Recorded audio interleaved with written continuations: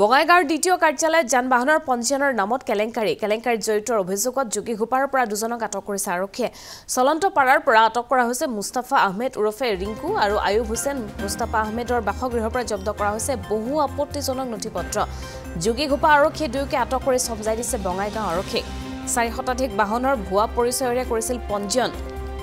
লক্ষাদ্বীপৰ ভুৱা পঞ্জীয়নেৰে পুনৰ পঞ্জীয়ন কৰিছিল বঙাইগাঁও দ্বিতীয় কাৰ্যালয়ত। এই সমগ্ৰ কেলেংকাৰীৰ সৈতে জড়িত দুগৰাকী লোকক ইতিমধ্যে আৰক্ষীয়ে গ্ৰেপ্তাৰ কৰিছে, আটক কৰিছে দুয়োকে।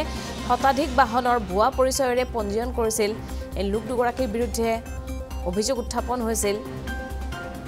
নবাৰ জনাইছোঁ, বঙাইগাঁৱৰ দ্বিতীয় কাৰ্যালয়ত যান-বাহনৰ পঞ্জীয়নৰ নামত সংঘটিত হৈছিল বিয়াগুম কেলেংকাৰী।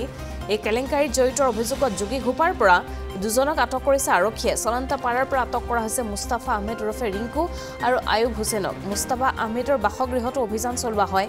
এইগৰাকী মুস্তাফা আহমেদৰ বাসগৃহৰ পৰা জব্দ কৰা হৈছে বহু আপত্তিজনক নথিপত্ৰ।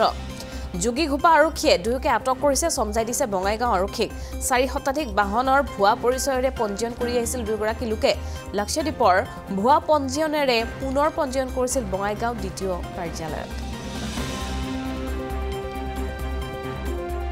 এইটো সিহঁতে অফিচতো জানে, আপোনালোকে অফিচত এইটো বস্তু সিহঁতে কিবা কি পাইছে, নিশ্চয় কিবা লৈ গৈছে এনেকৈ সন্দেহমূলক নিছে, সিহঁতে সন্দেহমূলক নিছে। এইটো পৰিবহণ বিভাগত কৰিছিলোঁ মই। এতিয়া ফোন মাৰিছোঁ, ফোন মাৰোঁতে মোক যাব দিয়া নাই ভিতৰত। সিহঁতে ভিতৰত মই নোহোৱাকৈ মোৰ ল'ৰা মই বাহিৰত আছোঁ, তালা মাৰি লৈ ভিতৰত অভিযান চলাই আছে। এইটো বস্তু মই কিন্তু মানি ল'ব আছে। এজন খালি মোৰ চকীদাৰ হিচাপে মোৰ এনে ওচৰৰ ৰাখি থৈ গৈছোঁ, তেওঁ আছে অকল। কমচে কম মোৰ ঘৰত মই লগত থাকিব লাগিব, এনেকৈ মই যাব দিব নোৱাৰোঁ।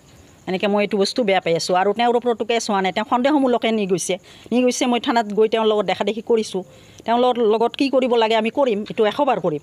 পেণ্টও কৰিব, এইটো মই 100 বাৰ কৰিম। কিন্তু ছাৰহঁতে এনেকৈ মই নোহোৱাকৈ ঘৰৰ ভিতৰত সোমাটো মই ভাল পোৱা নাই। ৰাখি এতিয়া সিহঁতে তালা মাৰি দিছে, মোক সোমাব নিদিয়ে। এনেকৈতো নহয়, মোৰ ঘৰ হয়, মোৰ বাচ্ছাও লগত আছে। মই থানাত গৈছিলোঁ, আহিছোঁ, ছাৰহঁতক কৈ আছোঁ, মোক দৰ্জা খুলি দিয়া নাই। এইটোতো কথা নহয়। তেওঁকতো লৈ গৈছে, এইটো সন্দেহমূলক লৈ গৈছে। তেওঁৰ ওপৰতো একো কেছ পৰা নাই, একো পৰা নাই গৈছে। এনেকৈ এইটো মই বহুত বেয়া পাই আছোঁ। ছাৰহঁতে এনেকৈ মোক সোমাব নিদিয়ে, মোৰ ঘৰত সোমাইছে।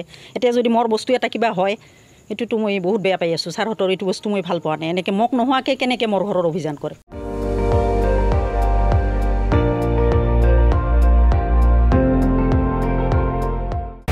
আপুনি চাই আছে ND24, সৰ্বশ্ৰেষ্ঠ নহয়, সৰ্বোত্তমৰ দৌৰা।